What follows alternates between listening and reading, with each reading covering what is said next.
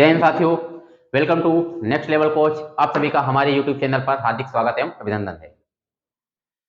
आज हम स्टार्ट करने जा रहे हैं साइंस से रिलेटेड टॉपिक्स पर चर्चा करेंगे, क्योंकि साइंस से रिलेटेड टॉपिक्स पर इसलिए सबसे पहले चर्चा करने जा रहे हैं क्योंकि आप लोगों को पता होगा बीएससी बीकॉम और बीए में को करिकुलर के रूप में फूड न्यूट्रिशन हाइजीन भी इंक्लूड किया गया है एक पेपर। तो उसको देखते हुए सबसे पहले हम उसी साइंस पर चर्चा करेंगे और उससे आने वाले जो क्वेश्चंस होंगे उन टॉपिक्स पर चर्चा करेंगे। उसके अलावा जो भी कॉम्पिटिटिव एग्जाम्स हो रहे हैं उन कॉम्पिटिटिव एग्जाम्स में भी जो भी टॉपिक्स हैं और जहां से क्वेश्चन पुटअप किए जा रहे हैं या जहां से अभी तक देखा गया है कि क्वेश्चंस आ रहे हैं उन टॉपिक्स को लेकर हम ज्यादा चर्चा करेंगे। तो साइंस में सबसे पहले हम स्टार्ट करेंगे बायोलॉजी, उसके बाद आपको फिजिक्स प्रोवाइड कराई जाएगी, केमिस्ट्री भी प्रोवाइड कराई जाएगी। तो साइंस में सबसे पहले हम बायोलॉजी की स्टार्ट करेंगे। आज हमारा बायोलॉजी में सबसे पहला चैप्टर रहेगा न्यूट्रिशन, जो मैंने पहले ही बताया। न्यूट्रिशन टॉपिक इसलिए रहेगा क्योंकि आपका जो ग्रेजुएशन लेवल पर food nutrition and hygiene topic रखा गया है उसको देखते हुए सबसे पहले हम न्यूट्रिशन वगैरह की बात करेंगे ताकि उन लोगों को भी इसका लाभ मिल सके। तो आइए बिना किसी देरी को किए हुए हम आगे चर्चा करते हैं अपने टॉपिक्स की ओर। हमने बताया आज का टॉपिक हमारा कौन सा रहेगा,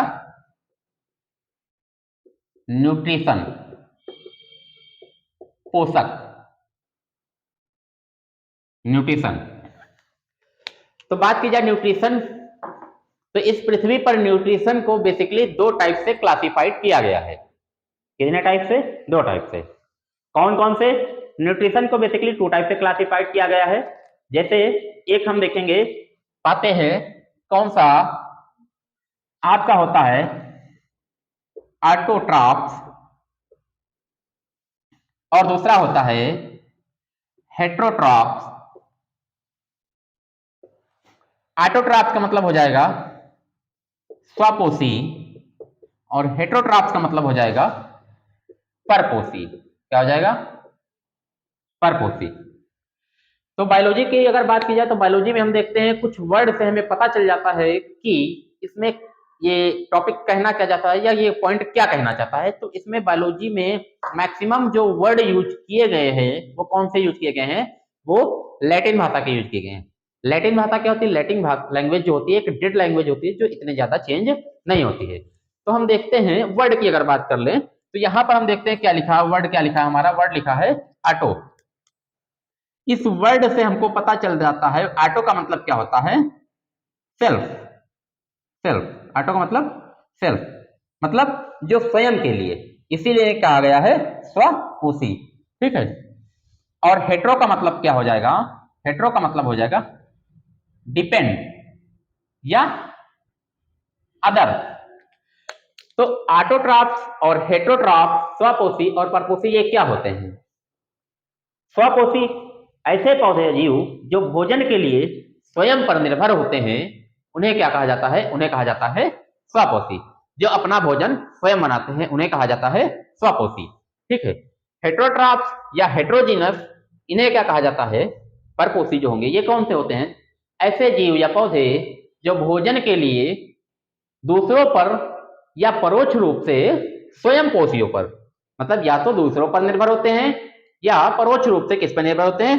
स्वयं पोषियों पर निर्भर होते हैं। तो उन्हें क्या कहा जाएगा? उन्हें हेट्रोट्रॉफ्स या हेट्रोजीनस या परपोषी कहा जाता है। तो आइए इसमें देख लेते हैं। जैसे स्वपोषी में क्या क्या होते हैं, जैसे सबसे पहले हम जानते हैं क्या आते हैं? प्लांट्स, पौधे जो कि अपना भोजन स्वयं बनाते हैं, प्लांट्स। एल्गी, शैवाल जिसको हम बोलते हैं, और सामान्य भाषा में इसको क्या कहा जाता है? इसको कहते हैं कई। ठीक है, कई लोग इसको जानते भी होंगे, कई।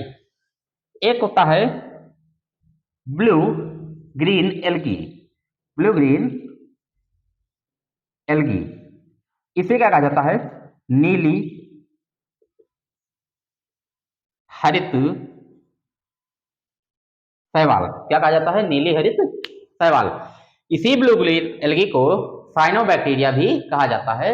आप देखते हैं कि ये कहाँ मिलता है? तो जब आप देखते हैं धान का कोई खेत हो, धान के खेत में आप देखेंगे एक हरे पानी भरा रहने के कारण वहां पर एक हरे कलर की जो लेयर बन जाती है, वही हमारी क्या है? वही हमारी ब्लू ग्रीन एल्गी है। उसका फायदा क्या होता है ब्लू ग्रीन एल्गी का?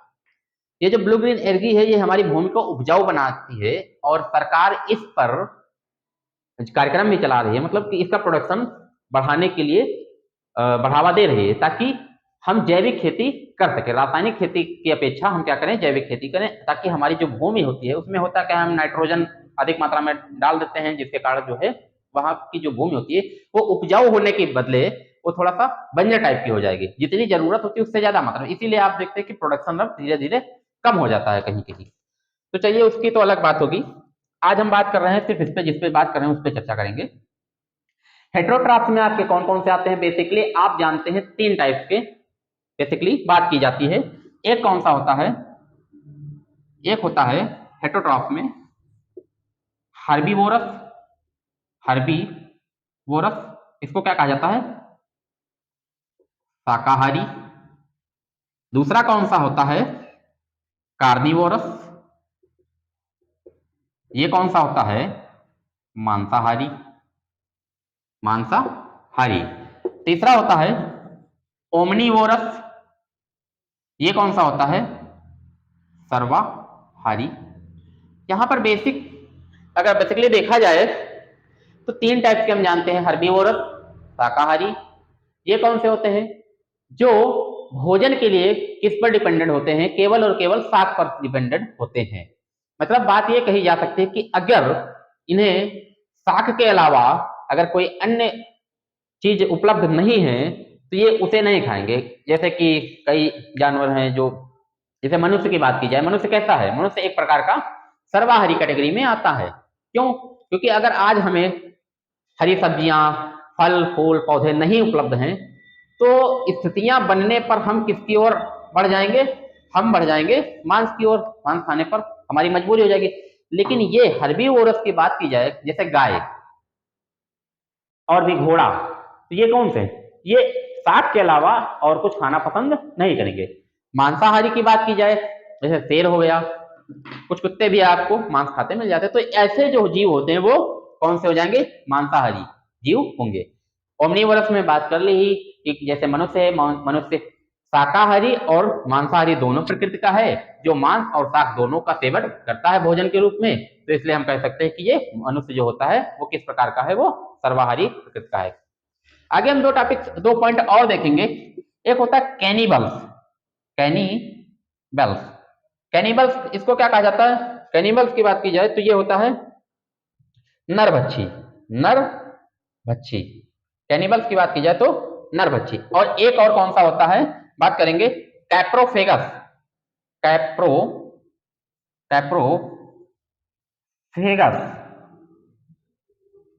कैप्रोफेगस मलभक्षी, मलभक्षी। ये क्या हो जाएगा? कैप्रोफेगस मलभक्षी। तो नरभक्षी और ये मलभक्षी क्या होते हैं? नरभक्षी उन्हें कहा जाएगा जो अपनी ही प्रजातियों को खा लेते हैं, उन्हें क्या कहा जाएगा? उन्हें कहा जाएगा नरभक्षी। जैसे कि कुछ बड़ी मछलियां समुद्र में, कुछ बड़ी मछलियां जो होती हैं वो छोटी मछलियों को भोजन के रूप में सेवन कर लेती हैं, उनको ग्रहण कर लेती हैं, उनको खा लेती हैं। तो वो कौन सी हो जाएंगी? वो नरभक्षी। या मकड़ी या सांप, जानते होंगे सांप भी अपने बच्चों को खा लेता है, तो सांप भी क्या हो जाएगा?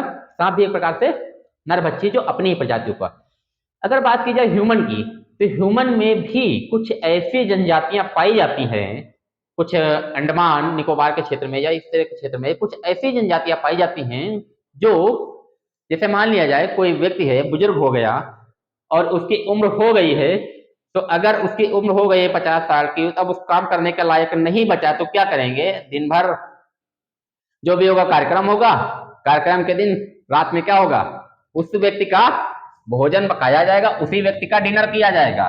बैठेंगे सब लोग, उसी व्यक्ति को पकाएंगे और उसी व्यक्ति का क्या करेंगे? रात में डिनर कर लेंगे।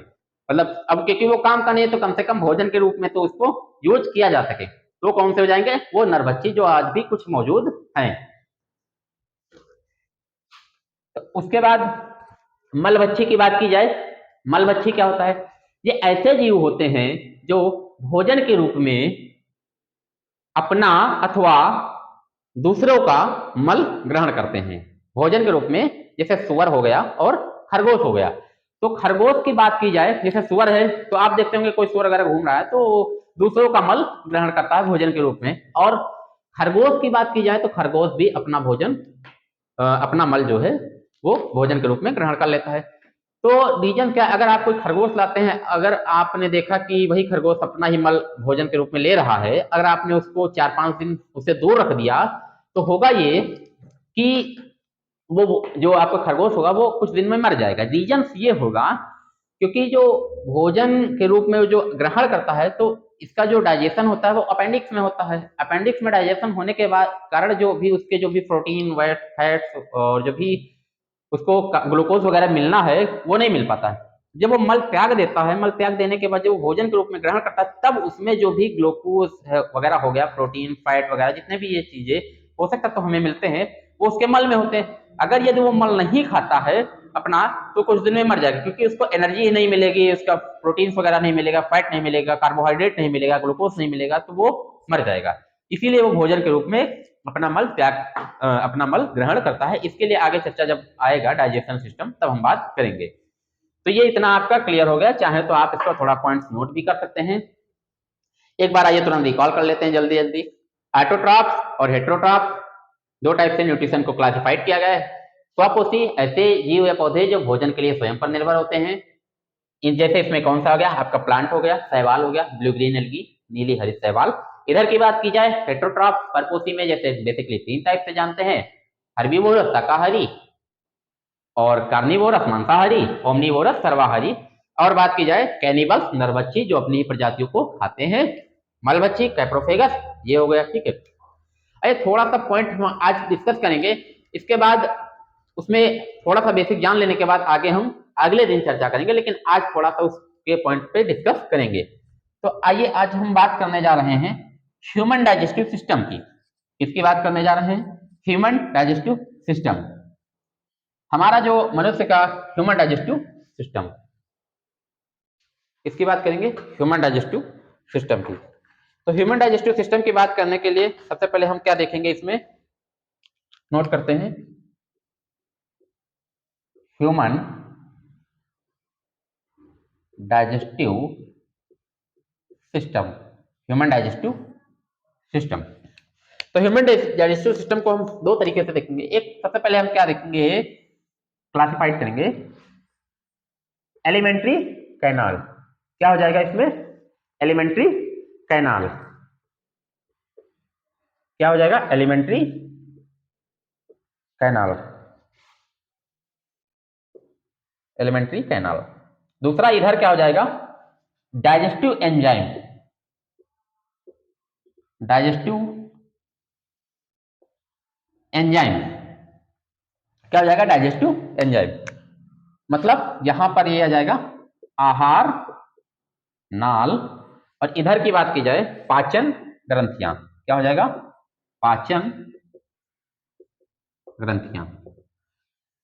तो आहार नाल क्या होती है, सबसे पहले हम इसकी बात करेंगे आहार नाल क्या होती है। तो आहार नाल की बात की जाए, इस पे एक ये रहा है सस्पेंशन रहा है कि मनुष्य जन्म से किस प्रकृति का रहा है, शाकाहारी अथवा मांसाहारी। तो जैसे कि कुछ लोग कहेंगे मनुष्य शाकाहारी रहा है, कुछ लोग कहेंगे मनुष्य जन्म से मांसाहारी रहा है। तो अगर हम ये देखते हैं कि जो हमारा शरीर होता है तो जो हमारी आहार नाल होती है वो कितनी होती है, वो लगभग 9 से 10 मीटर होती है। आहार नाल क्या होगी, मुख से लेकर गुदा तक की जो संरचना होती है उसे क्या कहा जाता है, उस पूरी संरचना को आहार नाल कहा जाता है, जिसकी लंबाई 9 से 10 मीटर होती है। तो बात की जाए शरीर आकार की तुलना में आहार नाल जो है उसकी लंबाई छोटी है, शरीर आकार की तुलना में आहार नाल की लंबाई क्या है, छोटी है।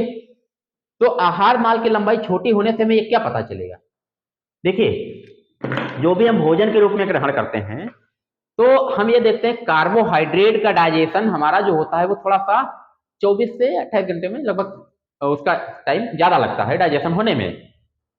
लेकिन अगर बात की जाए प्रोटीन का डाइजेशन, तो प्रोटीन का डाइजेशन हमारी बॉडी में जल्दी होता है।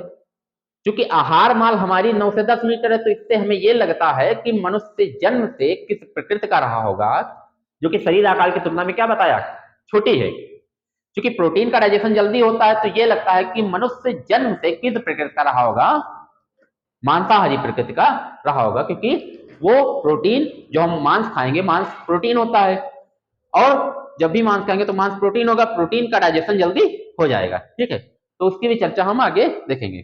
तो आहार नाल में क्या बता सकते हैं आप, आहार नाल में मानव के आहार नाल की लंबाई 9 से 10 मीटर होती है, जो शरीर आकार की तुलना में छोटी होती है, तथा जो मनुष्य को मांसाहारी प्रकृति का होने का दर्शाती है। तो ये हो जाएगा आहार नाल। ठीक है, इसके बाद अभी आगे डिस्कस करेंगे। और आहार नाल होती क्या है, मुख से लेकर गुदा तक की जितनी भी संरचना होती है उसे क्या कहा जाता है, उसे ही आहार नाल कहा जाता है। आइए आज हम केवल इस पूरे अपने जो भी हमारा एलिमेंट्री कैनाल का जो स्ट्रक्चर होगा उसको हम बना लेंगे, ताकि अगले दिन जब हम इस बात टॉपिक पे डिस्कस करेंगे तो हमें वो फिगर बनाने में समय ना लगे, और आप लोग भी चाहे तो इसका फिगर बना सकते हैं। तो आइए हम पहले क्या करते हैं, हम इसमें सबसे पहले अपना फिगर बना लेते हैं, इसको हटा देते हैं ताकि स्पेस भी हमें मिल जाए।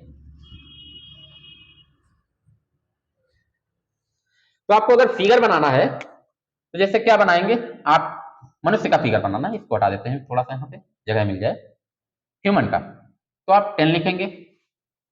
उसके बाद क्या करेंगे, यहां से इस तरह बनाएंगे 7, उल्टा 7, और हल्का सा यहां से, और इसको ऊपर से तो किस तरह पहना देंगे। तो देखिए क्या बन गया, हमारा फिगर बन गया। यहां से हमारा मुख हो जाएगा, हालांकि फिगर छोटा ही बनाना पड़ेगा क्योंकि स्पेस भी देखना है ना। उसके बाद यहां से आएंगे तो यहाँ पे आपका क्या हो जाएगा, ये हो जाएगा, ये क्या बन जाएगा, स्टमक बन जाएगा। इधर यहाँ पर एक आपका एक यहाँ पे इस तरीके से, ये यहाँ पे एक ब्लॉक होता है, नीचे आएंगे फिर यहाँ से चले जाएंगे हम, यहाँ पे आपको क्या मिलता है, एक मिल जाता है इस तरीके से गाल ब्लेडर वगैरह। ठीक है, इस तरीके से ये सब ये मिलता है, तो ये हो जाएगा। यहाँ पे आएंगे, ठीक है, उसके बाद इस जगह पे क्या मिलता है, आपका पैनक्रियाज मिल जाता है, ये क्या हो जाएगा, पैनक्रियाज इसको मान लेते हैं। ठीक है, और यहाँ से आपका जो ये इस तरीके से डाइजेस्टिव सिस्टम का पूरा छोटी आंत और बड़ी आंत में डिवाइडेशन यहाँ से कर देंगे।